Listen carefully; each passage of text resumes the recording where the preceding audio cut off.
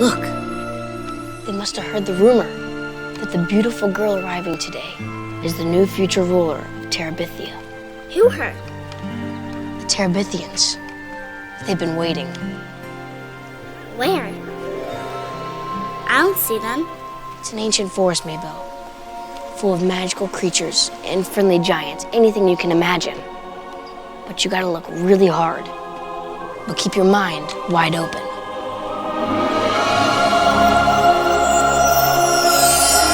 So what do you think? Every day on his way to school, the boy Jess was bullied by his classmates. Once someone even threw bread at him to humiliate him. Each time, Jess silently endured it. In class, the boy sitting behind kept bothering him. The teacher, without caring about right or wrong, scolded him harshly. Clearly, it was the other boy who caused trouble, but Jess had to take the punishment. That boy then discovered that Jess's shoes were girls' shoes that had been blackened, so he mocked. Sweet sneaks, Aarons. You wear your sister's hand-me-down underwear too? He asked you a question, Twinkle Toes. Jess lived in a poor family with 7 members, so life was very hard. His only pair of sneakers had been so torn apart that he had to tape them to keep wearing them. But that morning, the shoes had disappeared. It turned out his mother had thrown them away without asking. That afternoon, there was a running competition that Jess cared about very much, but his mother casually said, "I already prepared a new pair of shoes for you." However, what was called new shoes was actually just his sister's old pair that she no longer used. His father thought Jess needed a new pair of shoes, but his wife pulled him aside and whispered, "With our financial situation..." Make them the same. You got your chores done?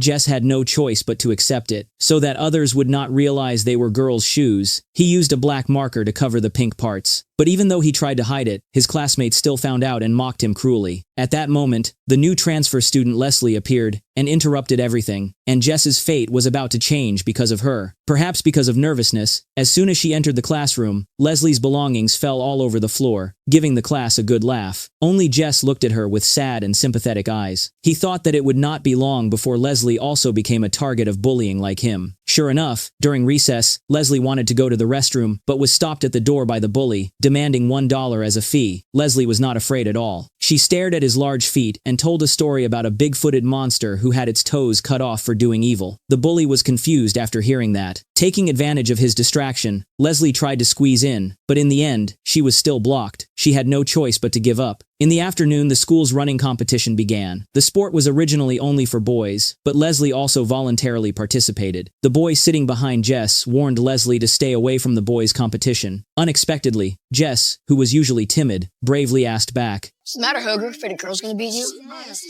Of course, the boy did not want to admit it, so he remained silent. When the race officially started, everyone gave their all to run. Even though he wore an unsuitable pair of shoes, in order to win and gain a bit of respect from his classmates, Jess had spent the whole summer training by running every morning. At this moment, he put in all his strength and moved up to the lead position. But while he was immersed in the joy of victory, Leslie suddenly overtook him and easily left him behind. In the end, Jess only came in second. After the race, Jess collapsed on the ground from exhaustion. Perhaps to thank him for standing up for her earlier, Leslie kindly reached out her hand. But because his pride was hurt, Jess did not accept it and turned away. After school, when he got off the bus to go home, Jess discovered that the girl had followed him. He thought she was tailing him, but in reality, Leslie was the new neighbor who had just moved in. Every day, he still immersed himself in his drawings. Those pictures recorded his soaring imagination and were the only way for him to heal himself. His little sister, not understanding, sometimes ruined his drawings. Every time he quarreled with his sister, his father always scolded him harshly, without caring about right or wrong. When going to bed, his father always gently kissed his little sister goodnight. But when it was Jess's turn, his father only coldly ordered him to quickly turn off the light and go to sleep. At home, his sisters could always fight over the television. His parents leisurely sat at the table chatting. His father always showed affection to his sisters. As for Jess, he could only sit quietly in a corner of the sofa, silently observing everything happening before his eyes. He was like an outsider, a person who did not belong here. He did not understand why he did not receive his parents' love. Fortunately, at school there was still something he loved, which was music class. Because the music teacher was so gentle and beautiful, with blue eyes like rivers, just one glance was enough to soothe the worries and frustrations in Jess's heart. That day, Leslie passed by and noticed his feelings. She suggested,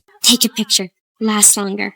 That remark made Jess blush scarlet. He did not understand why this new friend always paid attention to him like that. In the afternoon after school, Leslie was fascinated by Jess's drawings. The boy cautiously closed his notebook, but with just a pack of chewing gum, Leslie easily persuaded him. The next day, Jess took the initiative to share his notebook with Leslie. After looking at it, Leslie praised, "Better than any kid I've ever seen."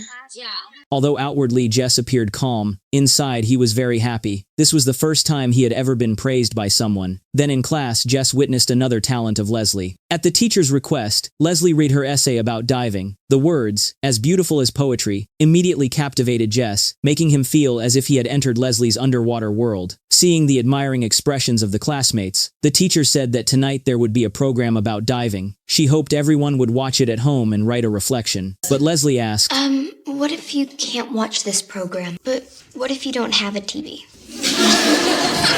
That remark made the whole class burst into laughter. After school, the classmates called Leslie back. She thought she had made friends with everyone, but in fact they only wanted to mock her because her family did not have a television. Disappointed, Leslie stepped onto the bus, unaware that she had sat in the bully's seat. At that moment, the bully appeared. Jess hurriedly ran over and called her out, successfully avoiding a big trouble. When they got off the bus, the two did not go home right away but decided to race to see who could run faster. They kept running and running into a dense forest. Jess was curious about Leslie's diving experience. What about sharks? You ever see any sharks while you're scubaing or whatever? I've never gone scuba diving my whole life. It turned out all those vivid words had been made up by her. A while later, the two arrived at a small stream. Seeing a rope hanging in the air, Leslie grabbed it and swung in midair. Captivated, Jess could not resist and joined in. At that moment, they both felt as if they had found the sensation of flying, but they still wanted even more fun. So Leslie suggested searching for a magical kingdom. To do that was actually very simple. They only needed to boldly use their imagination. For example, this rope was actually a tool leading to the magical kingdom. Saying that, Leslie quickly grabbed the rope, swung across the stream, and disappeared. Jess hurriedly swung after her, but Leslie was nowhere to be seen. Around them, the trees seemed alive, occasionally making strange sounds that made Jess a little scared. He picked up a branch to defend himself, but Leslie, hiding behind a tree, suddenly jumped out to scare him. After that, Leslie continued leading Jess deeper into the forest. An old, broken car appeared before their eyes. Too bad for them. They got so close. What are you talking about? To the kingdom. Suddenly, a metallic clanging sound came from behind. That's the sound of the prisoners rattling their chains. Jess panicked and wanted to escape immediately. At that moment, Leslie discovered an abandoned wooden house. The two of them used a rope to climb up. This was the place they had been looking for, a place just for the two of them. Warriors. Try dragonflies. No, they're warriors. From the treetop provinces. The dragonflies in front of them were described by Leslie as warriors of the treetops. The dilapidated wooden house was called by her the ruins of a fortress, and they were the ones sent to rescue those imprisoned by darkness. Jess listened, completely fascinated. Along with Leslie's shout, a strong wind suddenly rose around them, as if the magical kingdom had sensed their presence. Although Jess knew it was all just imagination, after returning home, he felt a small change inside. Now, he had become a warrior to rescue all beings. From then on, every day after school, they came here to collect materials to repair the old fortress. As time passed, the repair work gradually completed. The dilapidated wooden house had become sturdier. One day at school, they saw the music teacher struggling to carry a pile of things. Leslie encouraged Jess to step up and help, but he hesitated because of the two classmates who always bullied him, so he did not act. After school, on the bus, the bully deliberately fell when passing by Jess, and then lied that Jess had pushed him. In the end, Jess was thrown off the bus by the driver. He had no choice but to walk home alone. When he arrived at the bus stop near home, he saw Leslie also covered in ketchup by the bully. So that her mother would not worry, she went to Jess's house to wash up. After that, they went together to the secret base. Through their conversation, Jess learned that Leslie's parents were both writers. He realized that no wonder Leslie's imagination was so rich and her essay so good. It must have been the influence of her parents. But Leslie thought that had nothing to do with her parents, because each person was an independent individual, just like how his father sold hardware but he himself knew nothing about those items. At that moment, the two were suddenly attacked. It turned out the culprit was a small squirrel. Part squirrel, part Scott Hoger. Scroger! Sneaky foot soldiers of the Dark Master. They're attacking! king. To defeat it, they picked up pine cones on the ground to use as grenades. The cunning soldier stuck close behind, while a vulture monster circled above, looking for an opportunity. Soon the squirrel monster appeared and lunged at him. Jess swung an uppercut and sent the squirrel flying far away. In this place, the two seemed to have superpowers, not only running as fast as flying but also easily climbing tall trees. Before long, they had reached the top of a big tree and looked out into the distance. Leslie saw a fairyland scene as beautiful as a dream, but Jess only saw ordinary scenery. Just close your eyes, but keep your mind wide open. When he opened his eyes again, indeed he saw the scene Leslie had described, even more vivid and dazzling. They named this fairyland Terabithia. Here, Jess and Leslie played happily, but when he returned home, he still was not happy. On his birthday, his father only casually gave him a cheap toy. Jess was not used to playing with it and thought about returning it. Just as he was about to say something, his little sister ran into the house in a panic. It turned out their father's garden had been ruined by small animals. The father, angry, set traps, wanting those uninvited guests to pay a heavy price. Jess helped his father fix the damaged parts of the garden, hoping to do something more. After all, it was his birthday today, and he wanted to receive a little attention from his father. But his father did not turn around at all, he coldly said. Why don't you go on and do your homework? I'll clean this mess up. Seeing his father's attitude like that, Jess could only leave in disappointment. The next day on the bus to school, Jess was still sad. To his surprise, Leslie gave him an expensive drawing set as a birthday present. Compared to his father's indifference, this gift touched Jess's heart. With Leslie's encouragement, Jess no longer cared about the bully's attitude. When he saw the music teacher needing help, he directly stepped forward and helped wholeheartedly. After class, Jess brought the pens and paints Leslie had given him and began decorating their fortress. Suddenly, a tree fell and crushed their fortress. It's a giant troll. When the Dark Master saw that the Squogers weren't scaring us away, he sent a giant troll. The giant footprints behind the fortress confirmed Leslie's speculation. Faced with this situation, they were not afraid at all, because in their imaginary world, they were invincible. Early the next morning, Jess heard strange noises from the garden. It turned out a small animal had unfortunately fallen into the trap. With his kind heart, Jess secretly released the animal back into the forest while the family was still asleep. Unexpectedly, when he returned, his father caught him. He was scolded harshly. Then his father angrily shouted, Get your head out of the clouds and do as I say. Jess suddenly felt that everything in this world was terrible. He was no longer interested in the giant tree creature that Leslie had imagined. He thought those things were, after all, just illusions that could not change reality. Even when his sister was bullied, he did not think about seeking justice for her. He only silently pulled his sister away. Because if he challenged the bully, he would certainly be severely disciplined by the school. Leslie could only comfort his sister. We'll get her back. Won't we, Jess?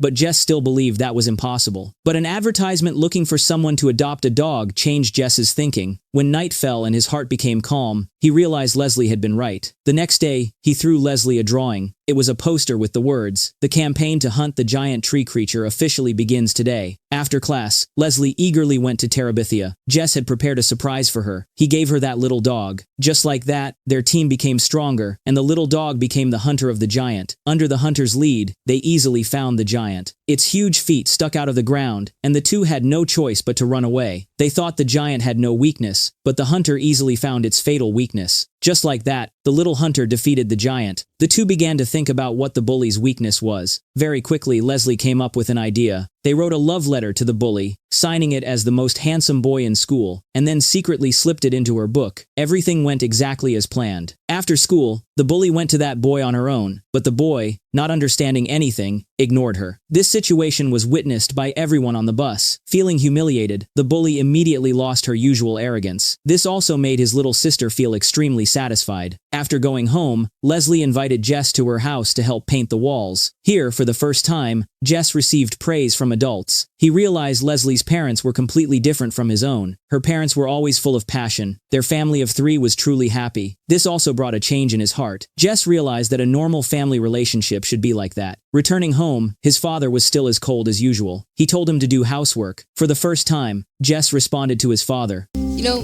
the best prize that life can offer is working hard at work worth doing. That remark left his father bewildered, not understanding anything. That day, the troublemakers deliberately teased Jess again. This, however, made the music teacher discover his strengths. Being praised by his teacher made him so happy that he forgot everything else. But where there is joy for some, there is sadness for others. Although now she could use the restroom for free, the bully was crying inside it. Encouraged by Jess, Leslie decided to go in and talk to her. However, the final result was something she wanted to reveal to Jess only after they went to Terabithia. When he returned home, Jess discovered that the bully's throne was gone. For the first time, she also sat in the front row, with a lonely expression. When the two arrived at the secret base, Jess finally learned that the bully's father had committed domestic violence, and the upperclassmen already knew about it. Leslie comforted her with the story of how she was mocked because her family had no television, in return receiving honesty from the bully. At that moment, a sudden heavy rain forced the two of them to say goodbye and go home. Leslie still wanted to keep playing. She wanted to meet Jess on the weekend, but he refused. It turned out the weekend was when he went with his family to pray at church. Leslie had never been to church, so she was very curious, and Jess took her along. When a ray of light shone through the stained glass window, Leslie quickly opened her bag to catch that light. She believed it was the most powerful treasure to deal with monsters. If only there were an exorcising bell like the one in the church, it would be even better. That way, they could easily defeat the monsters. This made Jess eagerly look forward to the next adventure. But when he returned home, everything went back to the way it was. His father handed Jess the keys and asked him to get the drill. Early the next morning, his father called him to wake up. It turned out Jess had forgotten to return the keys to him. His father searched the entire greenhouse, but could not find them, and began to complain. Because on that key ring, there was also his work key. If it was lost, he would have his salary deducted to replace the lock. This made Jess extremely sad. It was not until he went to school that he found out his sister had taken the keys. She wanted to surprise Jess. She had brought the keys to Terabithia to make an exorcising bell. After school, the two hurried to the secret base. Because it had rained continuously for many days, the water level of the stream had risen very high, but Leslie was still not afraid at all. As soon as they arrived at the base, they were chased by an army of soldiers. After a fierce battle, they successfully defeated all the squirrel monsters. But before they could celebrate, the fiercer vulture monster chased after them. They used pine cones as grenades, but the effect was minimal. When they reached the castle, they used the light to shine on the exorcising bell, and successfully summoned a swarm of spirit bees. The squirrel and vulture monsters immediately lost their usual menace. Jess climbed to the top of the castle to retrieve the keys, but a remaining vulture suddenly attacked, causing Jess to fall from above. Just as he was about to crash hard onto the ground, a giant hand caught him. It turned out the giant tree creature had also become their ally. When they turned back, they discovered that the giant was actually the bully. Just like that, Jess had retrieved the keys. On the way back, heavy rain poured down. The two still wanted to keep playing but had to say goodbye. Yet no one expected that it would be the last time they said goodbye. When he returned home, Jess did not eat anything. He placed the keys on the table in front of his father. His father sensed something, but could not put into words what had happened with Jess. The next day, the music teacher called to invite him to visit the museum in the city. Jess hurried downstairs to ask his mother's permission. His mother agreed, and so he got into the teacher's car. Before leaving, he looked toward Leslie's house, but he had no intention of inviting Leslie along, because he wanted to enjoy the time alone with his teacher. Unexpectedly, this separation turned out to be permanent. Under the guidance of the music teacher, Jess visited the museum for the first time. The outside world made him extremely curious.